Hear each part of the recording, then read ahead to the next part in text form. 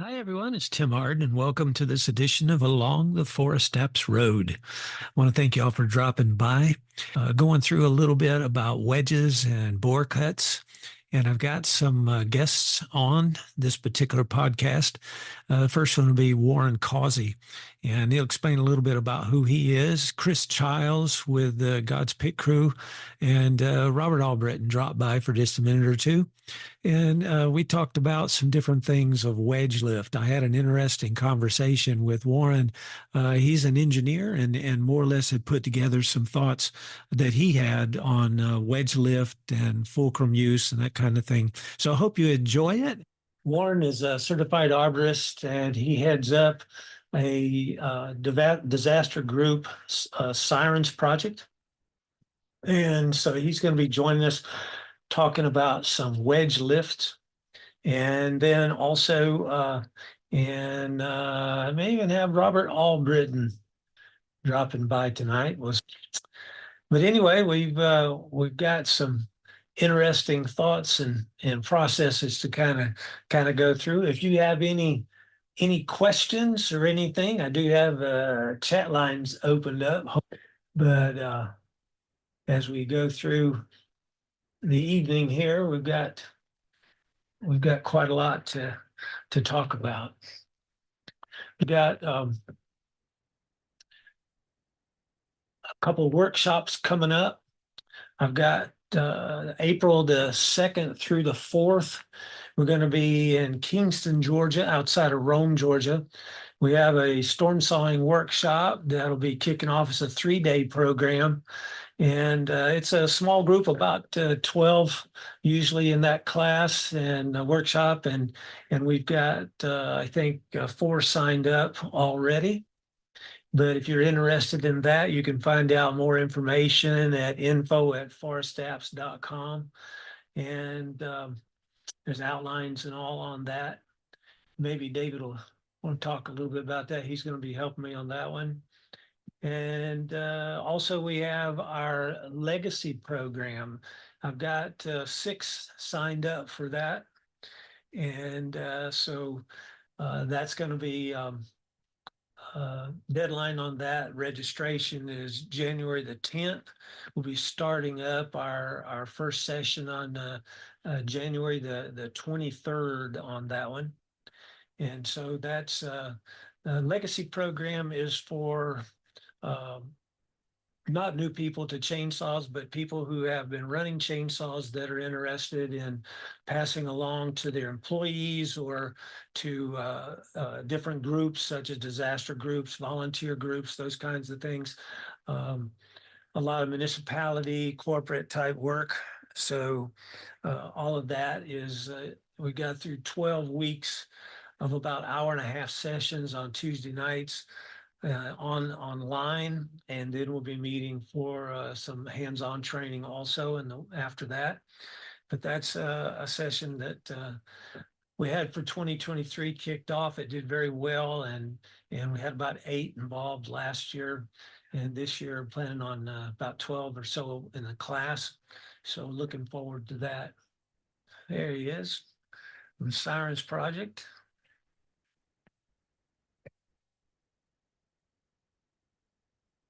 See if I have some more forward, the more support you have against back lean. And so, if it sits down 3/8 of an inch, you might lose 2 feet in the top, but as long as that hinge holds, it's not going backwards with it. Yeah. But I've got I don't know if you watched the video that I did. Yeah, I've had it for quite a while, but I wanted to play this, and and I want you to kind of help discuss this a little bit about this. It's just real short. It's about the taper of the hinge, and let's see. I'm gonna put this up. Let's see. This is it.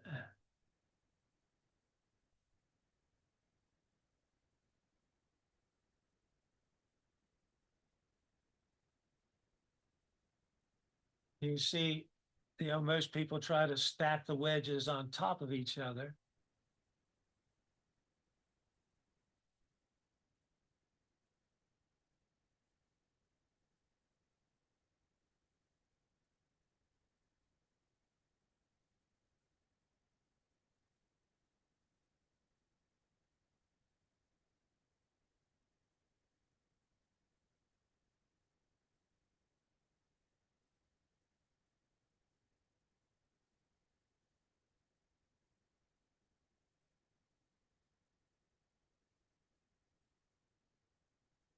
Did you see that? I did. All right. So the first thing there is as most everybody did, and we did too. And there's rifled wedges, there's uh, different wedges with cleats. You've got smooth wedges, you've got kind of wood grain type wedges. All of that is to hopefully keep it from slipping out. All the years and years ago, even back into the crosscut days, you had guys who would take and say, well, they put sawdust in between the two wedges to keep them from kicking out.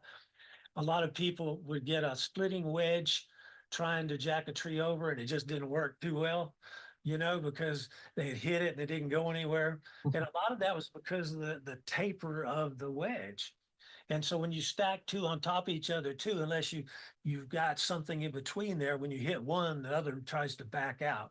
And then especially if you don't have much weight on the tree, it pops out very, very quickly. So if we look though, when you start to think about crossing the wedges sideways, you have a flat lifting surface and you have also less resistance against the two that tends to take and make it easier to drive them in. You can't do it on a real small tree, but you get about 14 inches and bigger, it makes it possible to be able to do that. And so it works pretty good. So how would you calculate for that taper of the wedge and its liftability? Yeah, it's actually kind of funny you mentioned that because I was doing that today a little bit.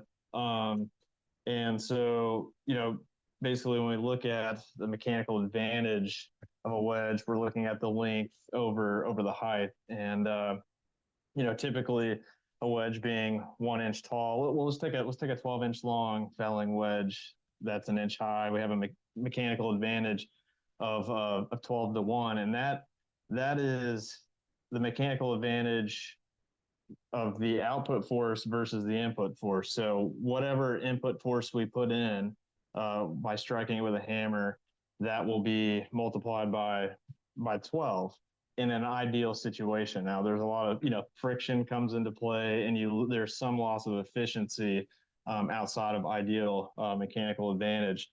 And first, I had to look at, okay, what what kind of forces are the wedges experiencing when you strike it with a hammer, and that becomes kind of an impulse question, an impulse problem. So we're looking at the momentum, the initial momentum versus the final momentum of the hammer strike, and I kind of looked at the steel splitting maul, for example, that has a 6.6 pound head to it. And if you were to swing that at around 35 miles an hour, just to put it in perspective, a Major League Baseball player can swing a bat, 80 to 85 miles an hour. And so that's really, that's really getting it with that bat. And so if we're kind of more on the conservative side of around 35 miles an hour, and we assume, and this is a pretty typical impulse coefficient here, is you have to look at how long, what's the instance of time that the force is being delivered to the wedge. So you're kind of calculating deceleration. It's not the technical term you would use. It's acceleration, but it's acceleration in the opposite direction, basically. So you're coming to a stop.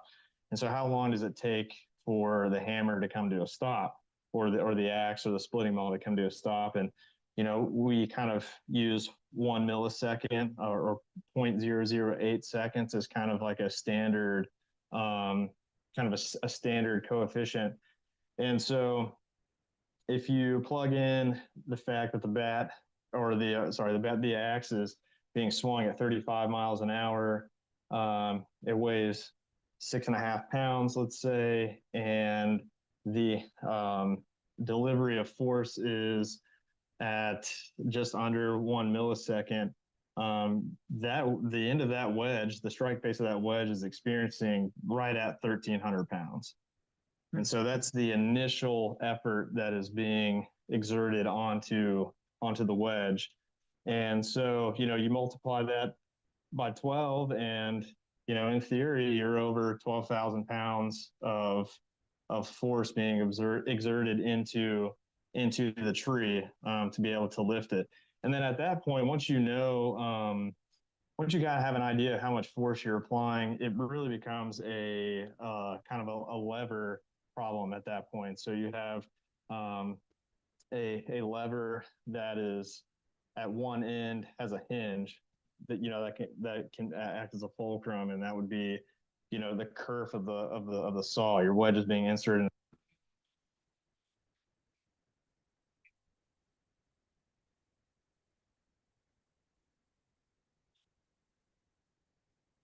Hi, and welcome to this edition of Along the Forest Steps Road podcast. I'm Tim Ard, your host, and this week we're going to be discussing carburetor adjustment. Some of the new saws, they either have auto tuning carburetors or they have limiters on the screws. But what about the old ones? And we don't get to talk much about that, but we're going to go through on this podcast how to adjust the old way.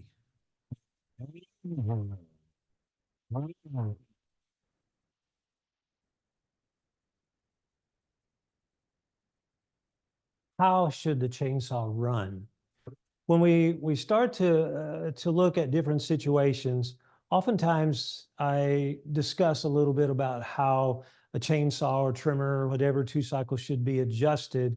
And I hear a lot of comments back and say, well, I really don't want my people, or I don't want people taking a screwdriver to the carburetor because they could really blow up an engine and we'd have trouble with the equipment. I think I see and hear about more chainsaws and trimmers blown up from lack of adjustment than I do somebody trying to adjust them.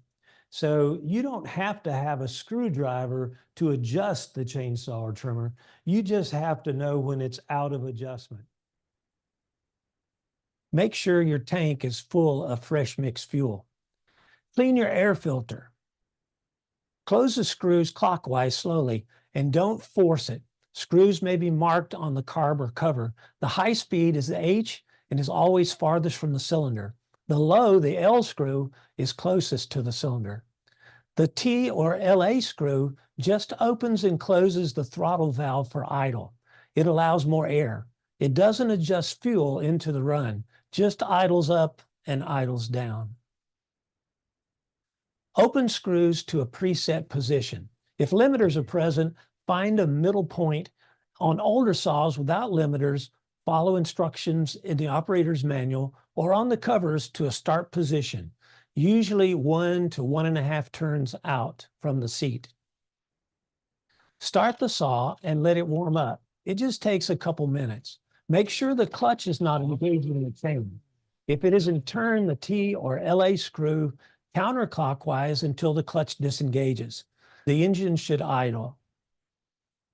If it idles smooth, I usually go to the high-speed adjustment first, as many carburetors draw the low and acceleration circuit from the high-speed screw setting.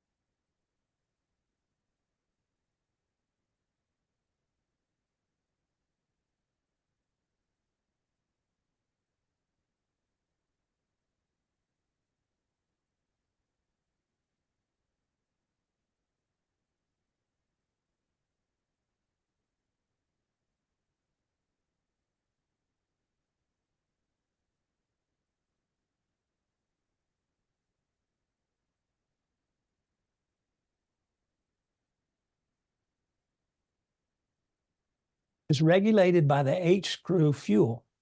If you look inside the carburetor body, the channel that supplies the fuel to the low, the L screw, must pass the H screw setting to get there. That's called a dependent carburetor design.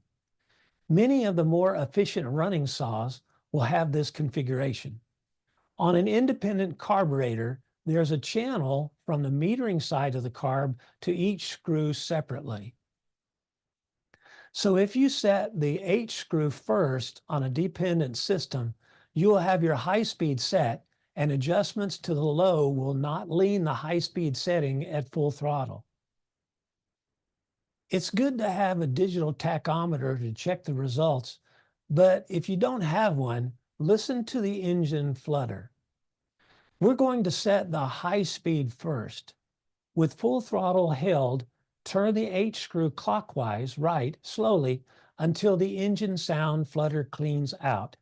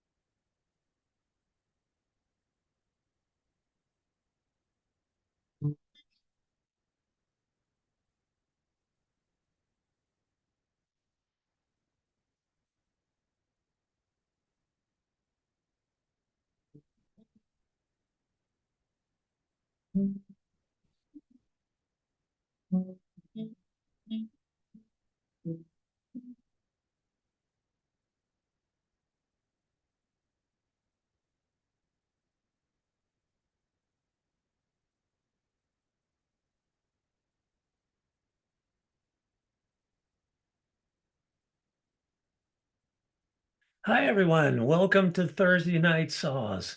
Trying to get things going around here a little bit.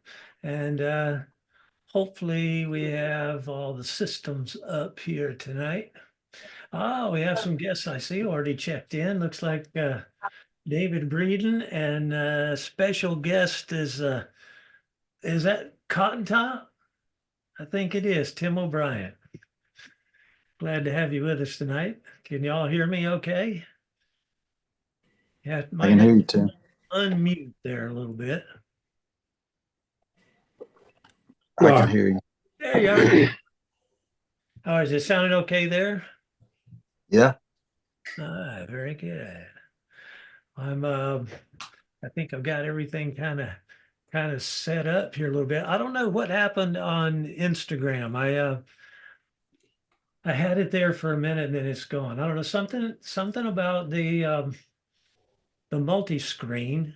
It just goes crazy. I think Instagram is built for one picture.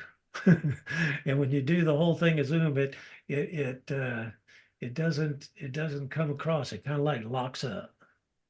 So I don't know what happened there. Good evening. Y'all doing good?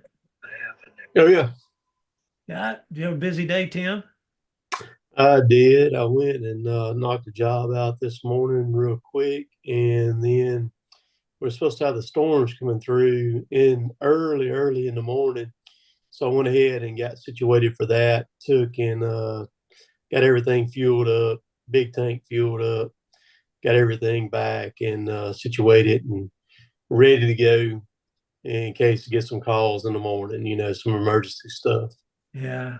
Thunderstorms coming through or ice? Yeah, we're supposed to have some really strong winds, thunderstorms, tornado, possibly stuff in the morning, starting about 4 o'clock in the morning. And then we're supposed to have high winds, really high winds after that on up in the morning. So there's no telling what all we may end up dealing with in the morning. I'm sure to be a good bit of stuff on the power lines and, things on houses, cars, driveways, what have you, things like that. Uh, uh, yeah. Well, you're prepared there, sounds like. Right. All right. Hey, I was going to ask you, did you find out anything else on Nuts? Is he? I saw the post that his girlfriend made. Yeah, I was initially told that there was a vine involved between the tree he was cutting and the tree that landed on him. And then when I watched the thing with his girlfriend, the way it sounded like from her was that the tree he was cutting actually is the one that fell on him. And so I hadn't talked to him. I do know he got out of ICU yesterday, so I don't know all the details on what he is and what ain't. But that's just a drop in the bucket of what we hear about people, because there was another guy recently or like this week that was killed up that away too.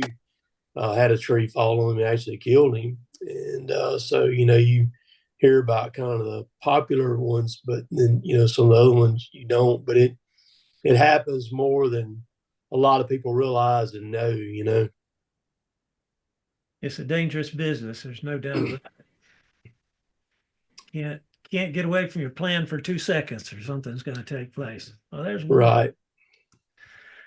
Well, I last week we had played a little video and we discussed a little bit on the auto tune carburetors. And I had some questions this week from folks that they said, well, I don't have a new saw, I've got one of the older saws. I've got adjustable carburetors, and I wanted to go down through, so I put together a little video here. I'll probably play here in a few minutes, but I started putting together some things that we started with the RDT program back years ago, and I started kind of flipping through different things, and I find there's a lot of chainsaws kind of out of tune a little bit. Either the chains spinning around when they're not supposed to be, or you got situations of not idling. People running the throttles there trying to keep them idling. It's the same old things that's been going on for years and years and years. But I want to kind of start off and what do y'all do as far as checking out the saw to make sure it runs right? What do you look for? What's your process that you do? And I just wonder how many people actually have gone through that process in their head as to what that saw should actually run like. Any ideas, one of you, David? Y'all can't be shy now. Just like I mentioned last week, as soon as I crank my saw up, let it for a few seconds. Once I do that, I take it up to high speed and I'm listening for flutter or four stroking or dieseling, whatever you want to call it. Once I have that, I take my hand off the throttle. My chain brake is still off. I make sure that my chain doesn't turn at idle. Once I've got that, I put my chain brake on. I make sure that my saw runs in all positions. And at that point, I make sure it accelerates without hesitation. And so those are the four things that you should do, no matter whether you have some type of auto tune type system or whether you're adjusting the carburetor. But a properly running saw should have all of those carburetor functions. So basically you're checking the high speed first or low speed? Yeah, I'm checking high speed first. I mean, when the saw cranks, I mean, I'm going to see some of the low speed functions, but after my saw warms up, which is a very short period of time, I'm taking it to high speed first. And like I said, I'm listening for flutter or, four stroking, making sure it's not running too lean, making sure it's not running away on the high side. And then when I do that, I bring it down and check all the low speed functions. Okay. Tim, what's your process? What do you go through? Initially the saw when you crank it, it's got to idle. If the saw is not idling, you're fighting a losing battle right off the bat, because what you're going to try to do to overcome a saw that will not idle is try to feather the throttle a little bit and to keep it running. And then that puts you in a wonky situation. You know what I mean? And it's especially like it's a big difference if you're on the ground cutting as opposed to being in a tree in a lift or even hanging on a rope. It compounds that so much more. And so if the saw won't idle right off the bat, especially once it warms up a little bit and gets some heat in the jug and cylinder, then I go through check, making sure that it will run up the RPM. That's the next thing I'm gonna do, like what David said. I'm gonna run it wide open, make sure that it will get to that RPM, because if it don't and it's four stroking or anything like that, that can cause you some serious problems as you're making cuts, because as things start moving, you need to be cutting a lot of times. And, if you're not cutting quick enough, you can get yourself in a mess. So, I want to make sure that it idles and then runs up the RPM the way it's supposed to. So quick response. Correct. All right. Warren, anything that you do in particular?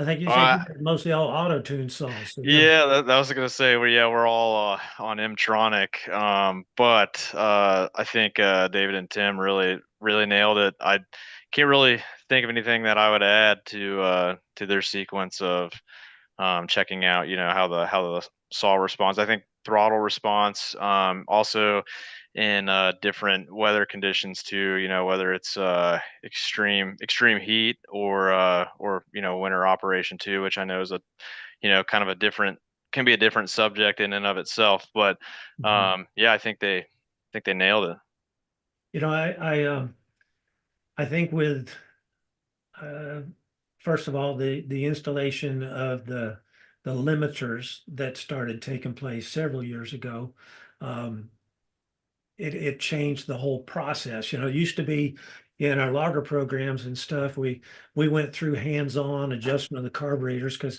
every saw that was out there had full adjustment carburetors on them. And then the limiters went on, so we kind of started to get away from it. I mean, basically, your presets on those are to turn it all the way clockwise, all the way back counterclockwise, halfway in the middle is a pretty decent starting point. But that's about all you could do at that point. And then the auto tune carbs naturally, you've got no screw adjustments to make it at all. But then probably 70%, I guess, I don't know what that percentage actually is, but theory by art, probably 70% of the chainsaws that are out there running today, they don't have the limiters on them. People, it's older saws that have been passed down to them or they've had for many years. And so I think I see a lot of times where people will take and try to just touch it up a little bit, but really going back to those basic settings get you out of a lot of pulling hair, that's for sure.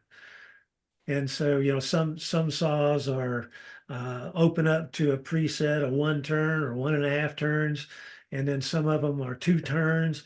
Some of the smaller saws, there's only one screw. You don't have a low and a high. You just basically have a low with a fixed jet, or you have a high and a fixed jet low. So there's all kinds of different situations that you could get into there.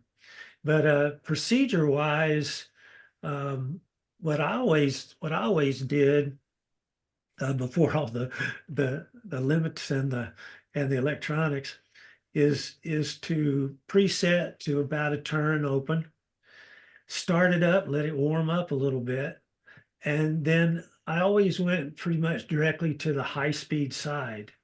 And that was an issue that I saw that caused a good bit of saw damage out in the field is that on a carburetor they call a dependent carburetor system. In other words, the fuel for both circuits goes past the H screw. It goes past the high-speed screw.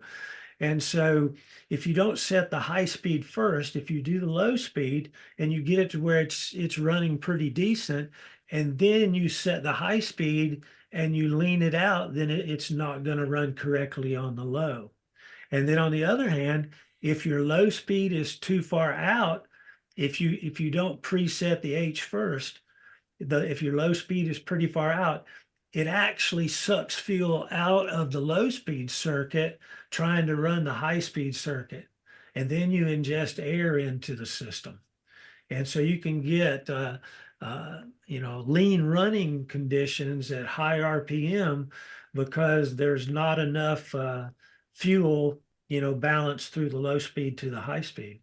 It just takes everything out of that low speed side of the carburetor.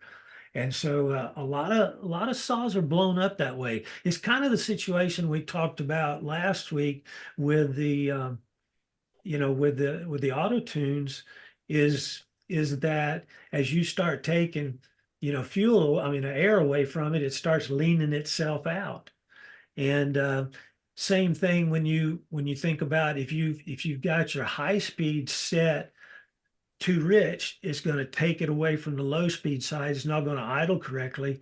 But then if you lean the high speed out too much, then it starts to pull that fuel out, and you're ingesting air into the system. Now that's not air into the cylinder, but it's air reducing the amount of fuel. So RPM goes up. It sounds like it's running like crazy, but now you've got an overspeeding problem or a lack of lubrication problem.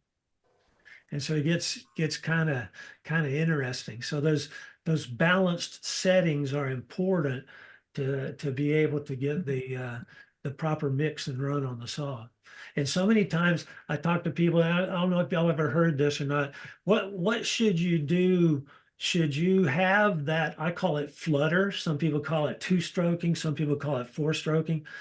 Should you have that flutter in the saw at top end, or should it be just cleaned out of that fluttering sound? What do y'all think? Cleaned out. Cleaned out? Mm-hmm. Right there. Everything with a saw, you're dealing with, micros basically.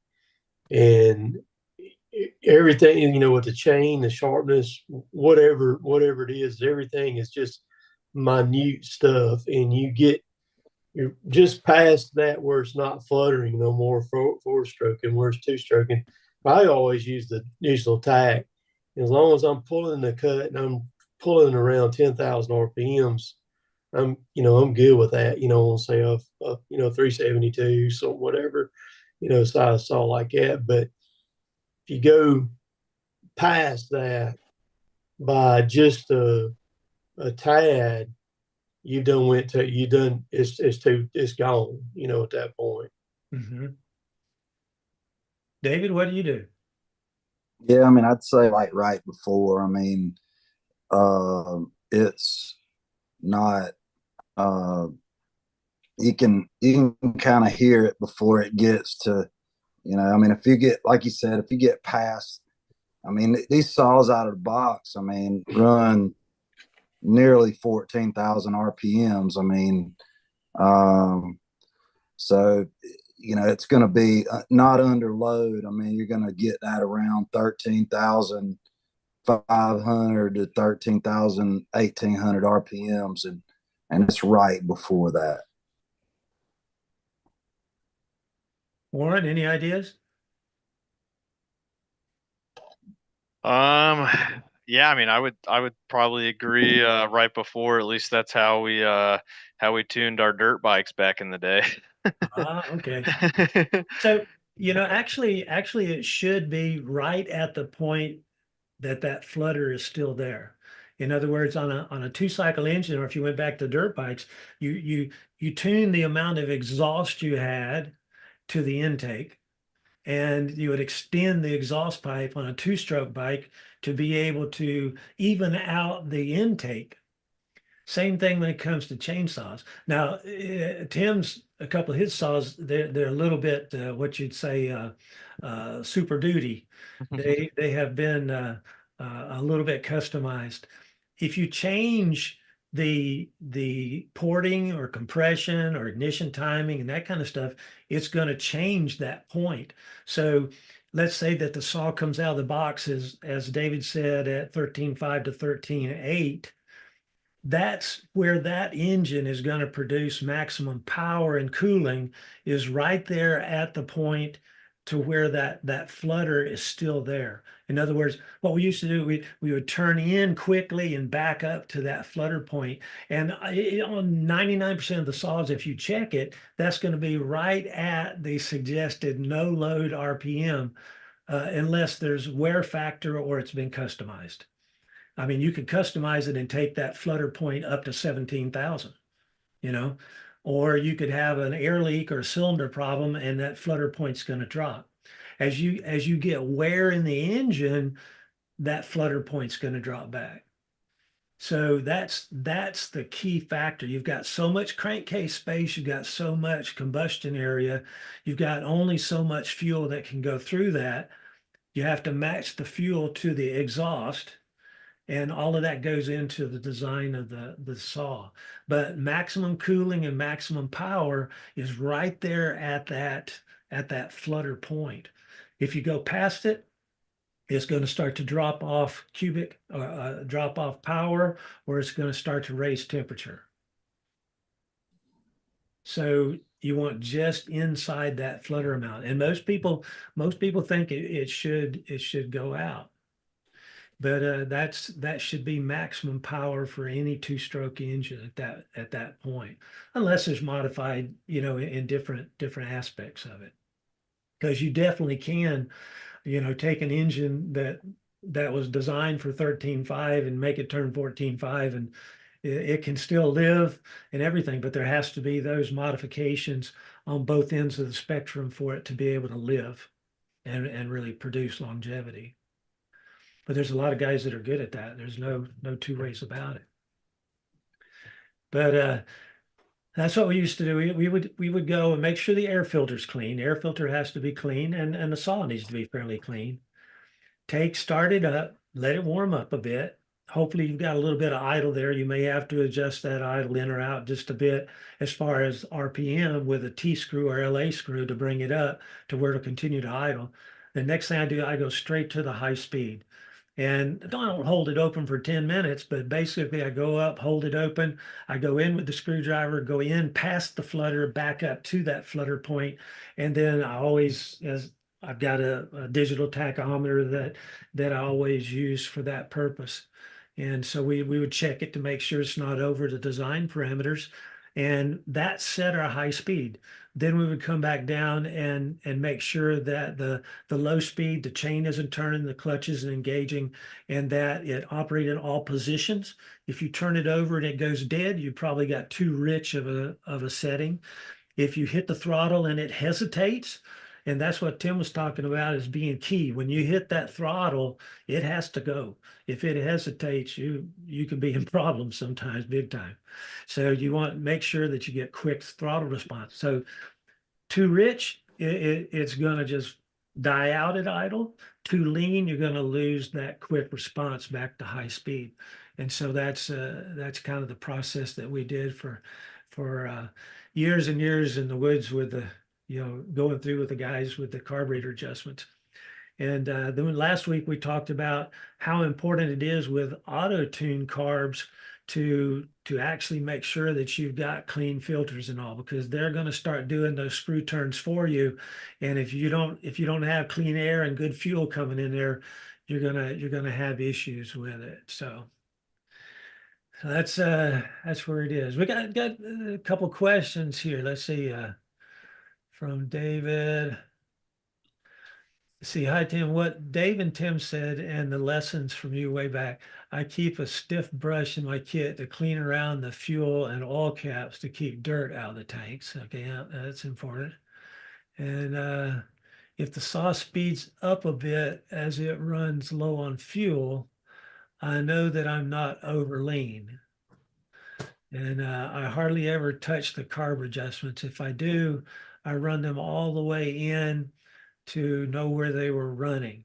I think that's a lot of times what people, the operators, are kind of scared to do is to they start trying to tweak everything, and you can get things way out of tweak real quick. If you go back in and go back to those balance settings and come back up and go through that process, you'll find that everything evens out quite a bit faster and easier. So, but carb adjustments. And let's see, I don't have anything on I don't know on the YouTube. It comes, I get them after we shut everything down for some reason, but I don't get a lot of the questions through to begin with. So let's see here on the comments. No, nothing else new there.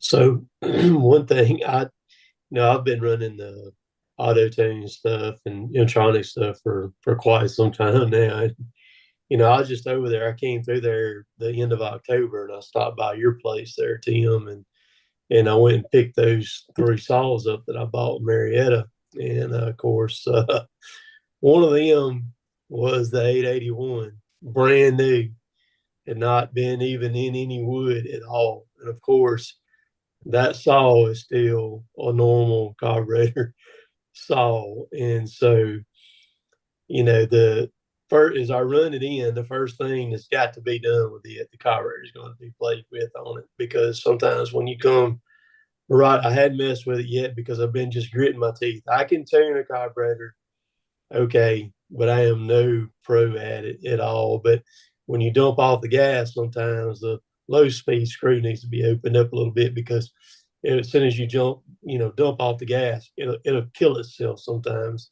When you let all the way off of it like that, it's just not getting quite enough in there to keep it running or whatever. But I just it brought back memories of back in the day of running the old stuff. And, it didn't take much for anything to happen, like the air filter to get some debris in it, and it started for air, and it would throw the carburetor off, it would throw it off. It didn't take much to throw it off. Yeah, it can add up. Another thing about those the big saws, like I remember on the 084s, they don't turn up all that much No. RPM wise. Guys up along the Mississippi River, they were blowing them up like crazy. And I Mm-hmm. got up there and they were running 21-inch bars on them and Mm-hmm. cutting big walnuts and big maples. And they were virtually shaking them apart because they would run them lean on the high speed. And I mean, the saw, I think, I can't remember, seemed like it's like 10.8 or something like that. Yeah. Have you They're checked they're yours with TAC?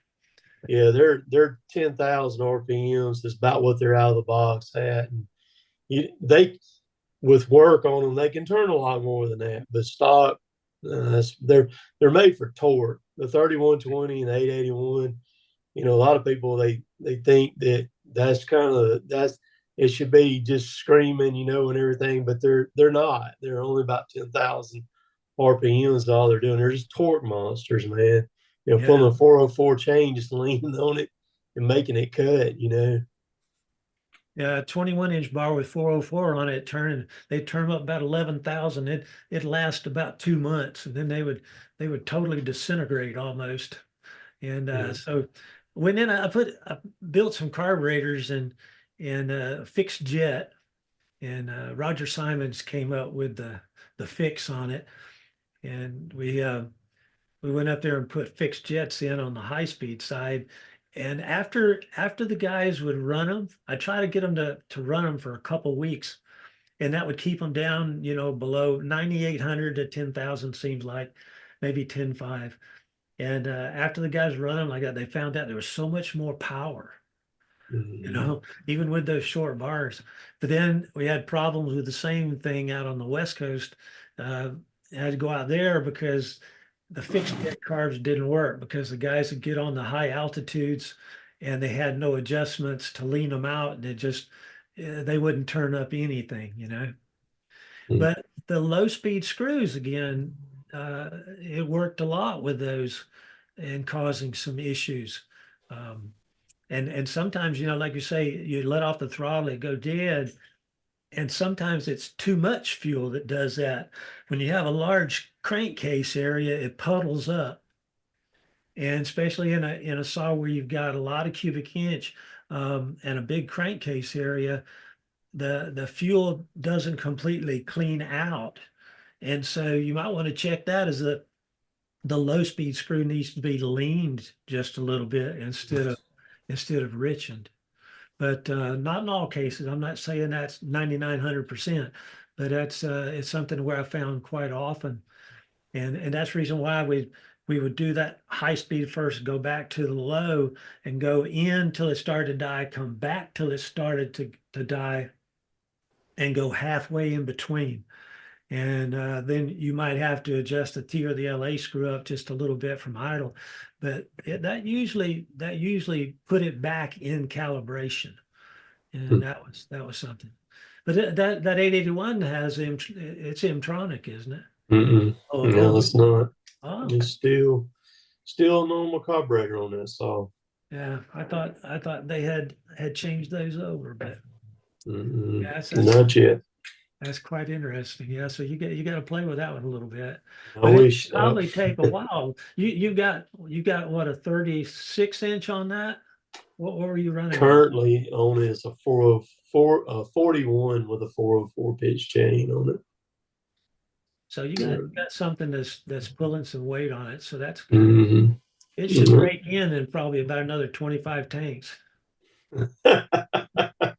Yeah, so I'll tell you, it takes something to run that thing. It's just a daggum heavy, you know.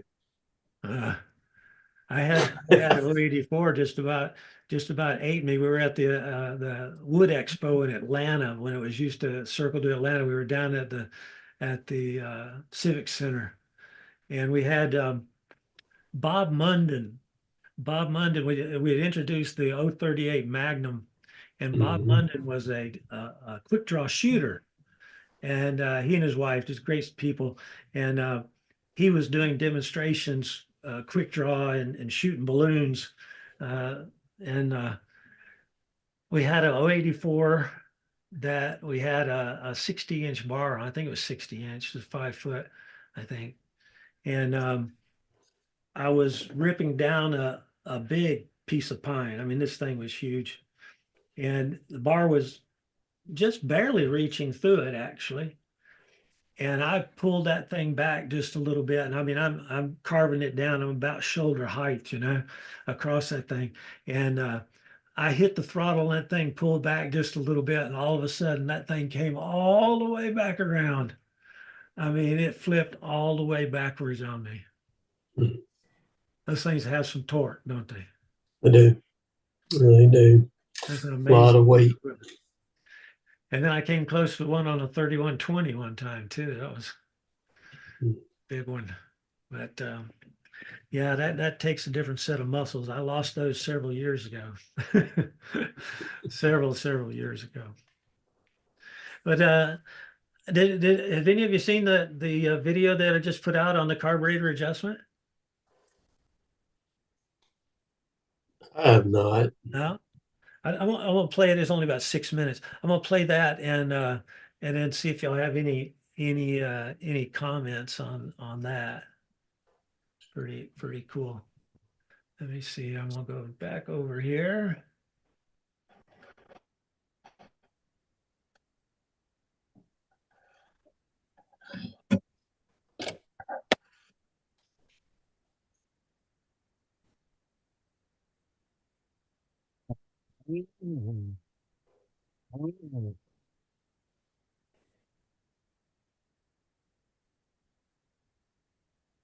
How should the chainsaw run? when we start to look at different situations, oftentimes I discuss a little bit about how a chainsaw or trimmer or whatever two-cycle should be adjusted. And I hear a lot of comments back and say, well, I really don't want my people, or I don't want people taking a screwdriver to the carburetor because they could really blow up an engine and we'd have trouble with the equipment. I think I see and hear about more chainsaws and trimmers blown up from lack of adjustment than I do somebody trying to adjust them. So you don't have to have a screwdriver to adjust the chainsaw or trimmer. You just have to know when it's out of adjustment. Make sure your tank is full of fresh mixed fuel. Clean your air filter. Close the screws clockwise slowly and don't force it. Screws may be marked on the carb or cover. The high speed is the H and is always farthest from the cylinder. The low, the L screw, is closest to the cylinder. The T or LA screw just opens and closes the throttle valve for idle. It allows more air. It doesn't adjust fuel into the run, just idles up and idles down. Open screws to a preset position. If limiters are present, find a middle point. On older saws without limiters, follow instructions in the operator's manual or on the covers to a start position, usually 1 to 1.5 turns out from the seat. Start the saw and let it warm up. It just takes a couple minutes. Make sure the clutch is not engaging in the chain. If it isn't, turn the T or LA screw counterclockwise until the clutch disengages. The engine should idle. If it idles smooth, I usually go to the high-speed adjustment first, as many carburetors draw the low and acceleration circuit from the high-speed screw setting. The low-speed fuel supply is regulated by the H-screw fuel. If you look inside the carburetor body, the channel that supplies the fuel to the low, the L screw, must pass the H screw setting to get there. That's called a dependent carburetor design. Many of the more efficient running saws will have this configuration. On an independent carburetor, there's a channel from the metering side of the carb to each screw separately. So if you set the H screw first on a dependent system, you will have your high speed set, and adjustments to the low will not lean the high speed setting at full throttle. It's good to have a digital tachometer to check the results, but if you don't have one, listen to the engine flutter. We're going to set the high speed first. With full throttle held, turn the H screw clockwise, right, slowly, until the engine sound flutter cleans out. Then turn the counterclockwise left just to the point the sound flutters. That's the point of maximum power of the engine and the point where the engine is going to get maximum cooling and clean burn of the fuel. You can check with a tachometer to make sure it's not above maximum no-load RPM. If without the tachometer, the flutter point is where you need to leave it. Now check to see if the engine idles smoothly without the drive clutch engaging the chain. Adjust the T or LA screw in, turn it right to idle up or left to go down until the clutch disengages. Next, roll the saw on the side and back again. There should be no change in RPM. If it starts to die, the L screw setting is too far open. It's too rich. Next, press the throttle. But if the engine hesitates before accelerating to high speed, the L screw is not open enough. It's simply too lean. Slight adjustment left or right will usually correct this problem. Run through these 5 steps throughout the day. It just takes a few seconds. First, air filter clean, recheck it. Second, high speed to flutter. Third, make sure your chain idles and doesn't creep around. Fourth, your engine idles in all positions without going dead or changing RPM. And 5, accelerates quickly back to high speed. It's also good to check these settings under load. like in a log, to make sure that the flutter is present. If these steps or settings do not achieve proper run results, you may have another issue with the fuel system. Spark or compression could be bad. It's good to understand the setting process, even if you don't adjust your own saw. You will understand that when the engine is not sounding properly, it's not running correctly. And in a 2-cycle engine, something is about to break or damage internal parts. A properly adjusted saw is a pleasure to run. It's easy to start and fast cutting. Newer saws with auto-tuning carburetors take care of these settings for you, but remember, a clean air filter, a clean saw, and fresh fuel mix will ensure proper adjustments and long service life. Good sawing to you.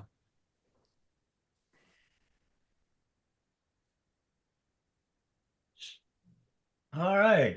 Did that come through okay? I hope it did. Mm-hmm. But any comments? I think it was great. It was really clear and concise, and I learned a good bit from it. Like I said, we use mainly Mtronic, so we have the luxury of just occasionally recalibrating the Mtronic module on there. You know, when we do fuel system maintenance. But yeah, it was really informative. I enjoyed it. You know, I think there's so many times that we have a task to do with a chainsaw, and a lot of people do, and especially those that don't understand the mechanical side of it. I mean, after you've got many hours on the handles, you kind of figure it out. But there's a lot of people out there that just run the saw, you know, and whether it's an Mtronic or an auto tune or it's adjustable, it all comes back to those basics to start with clean air filter, sharp chainsaw. I mean, how much does a sharp chain affect the actual carburetor adjustment? A lot, A doesn't it? lot. I mean, when you start thinking about, I see some saws out there, and the reason why a lot of them blow up is simply because the chain is not aggressive at all. People are just riding on it, just sitting there spinning, smoking in a piece of pine or hardwood, and it's not taking the RPM under load at all. It's just free spinning, wide open. They lean it out, trying to get it to cut better, and then all of a sudden it goes down. And many times it's the saw's fault, right? I mean, that's the first thing I think about is that, well, you know, I wasn't doing anything and it just quit, you know. But when you start to look at that carburetor adjustment, and like I said there at the first, and I say this, it's about every presentation, is that I think I see more saws and trimmers and 2-cycles and everything else blown up from lack of adjustment more than I do adjustment. You know, I've heard for years, don't give my people a screwdriver, you know, they'll blow everything I got up. But it's more like that person that's on those handles needs to understand when it's running right and when it's running wrong. If we can pass that along to 3 or 4 people each, we'll have a lot happier chainsaw operators, wouldn't we? I mean, it's just that simple. But yeah, it's going on. Let's see. Have one go through the setting on the Mtronic again. That's from Glenn Moore. He's up in, I think, Seneca, South Carolina is where Glenn's from. He's actually been to one of my classes before. Yeah, yeah, he's told me that. He's trying to forget it, but he told me that. Go through for him, Tim. What you check on yours? As far as just the, He said to go through setting the Mtronic calibration. oh, the Mtronic calibration. I hadn't had to do one in a long time, but you crank it on fast idle with the chain brake on, and you let it run like that at least to 30 seconds. When it gets to that between 30 seconds and 1 minute mark.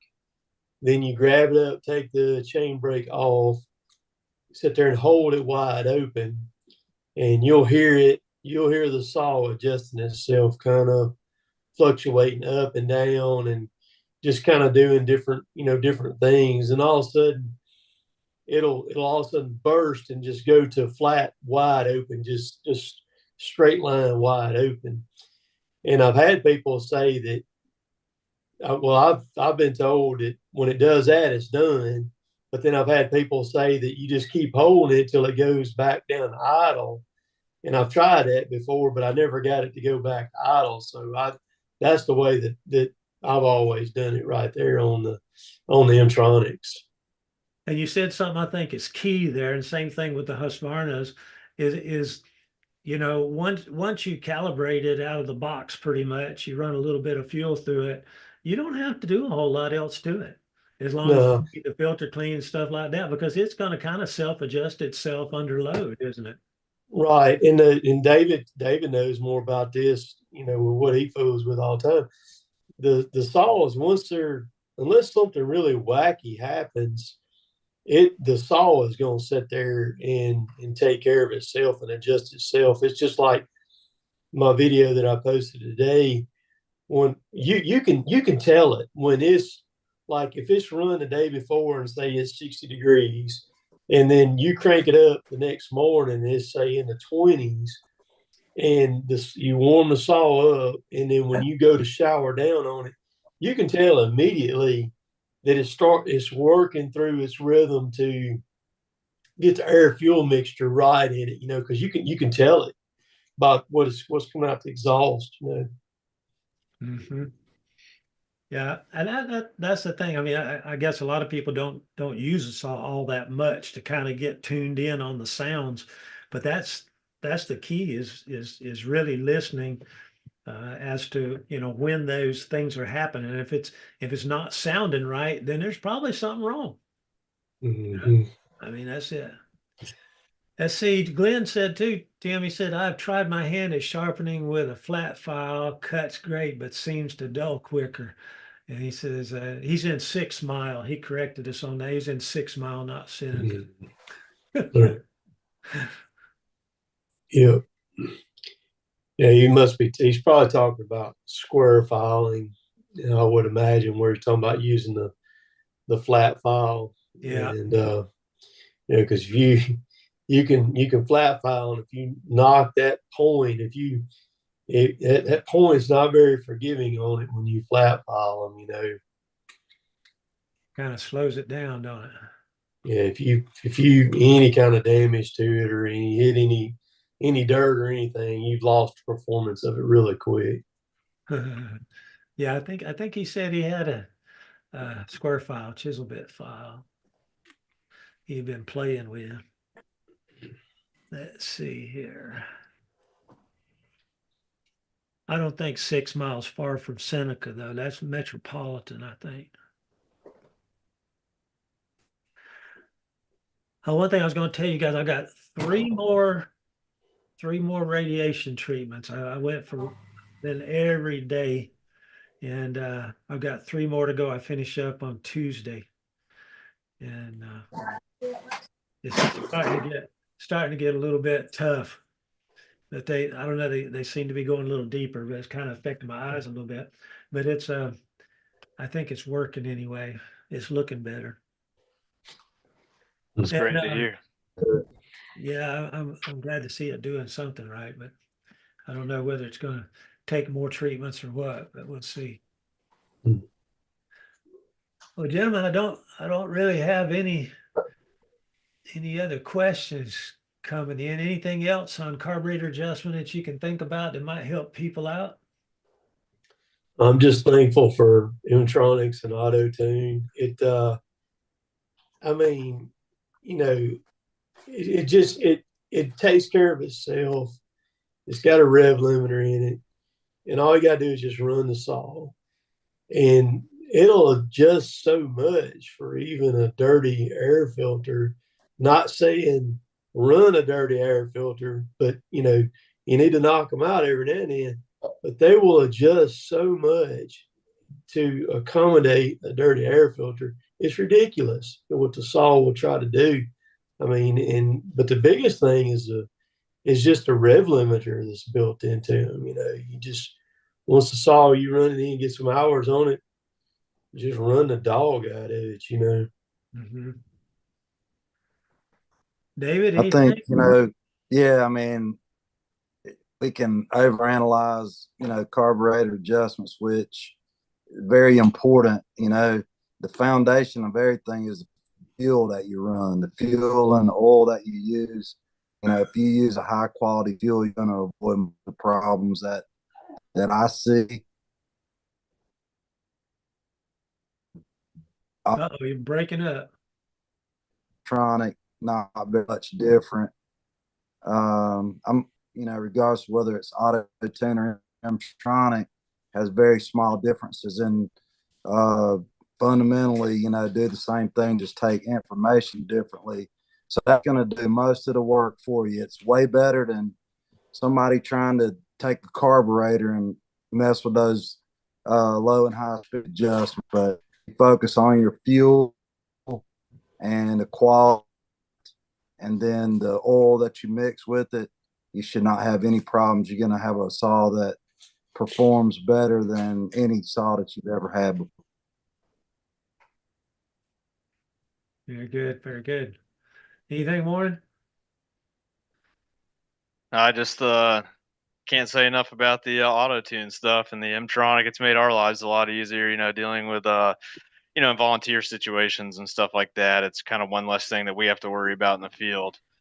And we have I've read different opinions on recalibrating it, every time you change a fuel filter or something like that, just to make sure that it's operating at factory standards when you mess with the fuel system and in any capacity. But I mean, like the recalibration procedures are really straightforward in the user manual, and some of the versions, I think there's 3 versions now of Mtronic.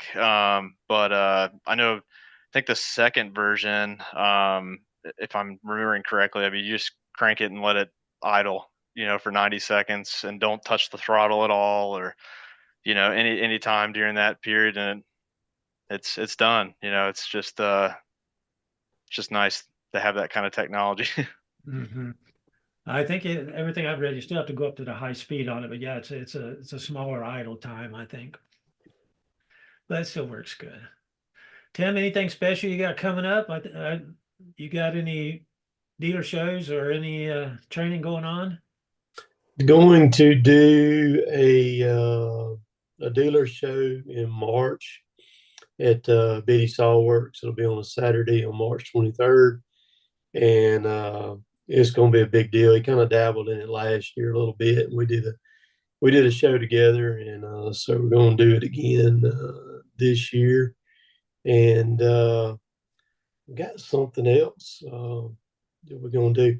I don't have any training. I've got my oldest daughter is getting married 1st of March, so I hadn't planned anything because is as well as I do, David does too, to put those things together, those training sessions together, especially if it's a day and a half or 2 day thing. It takes a lot to put that together, a lot of planning and just a lot of things that you got to get ready, saw stations and just everything that goes, food, everything that goes along with it. So just kind of push that off for, now might do something in May. I don't like to do them like once they get real hot. Once it gets real hot, way on over into May, while it's because most guys are not accustomed to getting out there in the heat and running in it, and it's not fun when you're miserable, and everything. So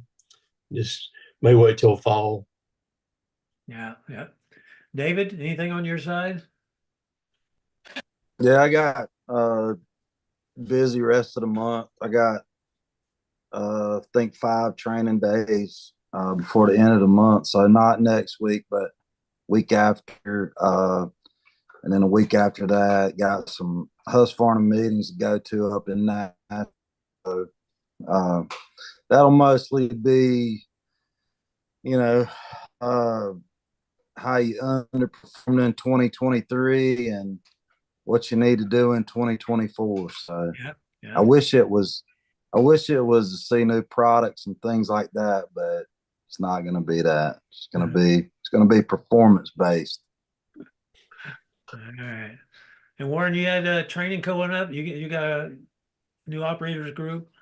Yeah, we got a little bit of training coming up at the end of the month, some local outreach, and then considering doing some storm chasing tomorrow in southwest Georgia and southeast Alabama, kind of near Eufaula. Maybe I don't know. We'll see how the forecast comes about tomorrow morning, but got my eyes on potential severe weather. So All right. Well, Warren's going to be part of our legacy program coming up about the 23rd, I think, and I've got about 6 signed up for that already, and looking to add at least 3 or 4 more. And I've got just a basic chainsaw Zoom session next Tuesday night. That $25 a seat. You can it's all online for 2 hours, Zoom call, and that it's starting to fill up pretty good. So I've still got some room in that one, and so I feel kind of hampered not be able to get on the saw and get out in the woods, but I'm having a fun time putting together presentations. So we'll see how it goes. But I've got back and forth with the slides and the work table back here and sharpening and all that kind of stuff. So it's coming together, and I'm enjoying it. So it's putting that kind of together. But I've got also storm sawing workshop coming up April the 2nd through the 4th, and we're going to do that over at the Breeden Estate. And also, well, I already mentioned about the legacy instructor, so that's got all that covered up. But gentlemen, I want to say thank you. It's been a great evening. We got some other questions, and I'll copy if there's anything that you guys comes in to answer. So, but we're gonna do it again next Thursday night if y'all are out and about and want to check in.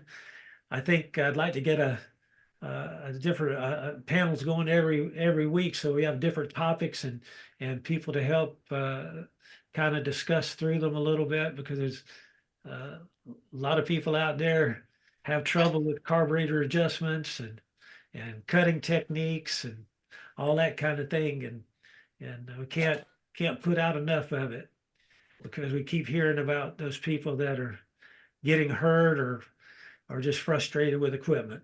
And so hopefully we can remedy some of that. So I appreciate y'all taking the time, and hopefully you've enjoyed it, and let me know if I can help with anything. And I wish you all good sawing, and everybody online too. And I'm gonna try to figure out what's on this Instagram thing, because there's a lot of guys clocked in last week, and I don't know, just kind of like flipped out. So I don't know what happened tonight, but it did go through on YouTube and Facebook. So we'll see how that goes. Gentlemen, thank you much. Tim, thank you. David. Yes, sir. Warren,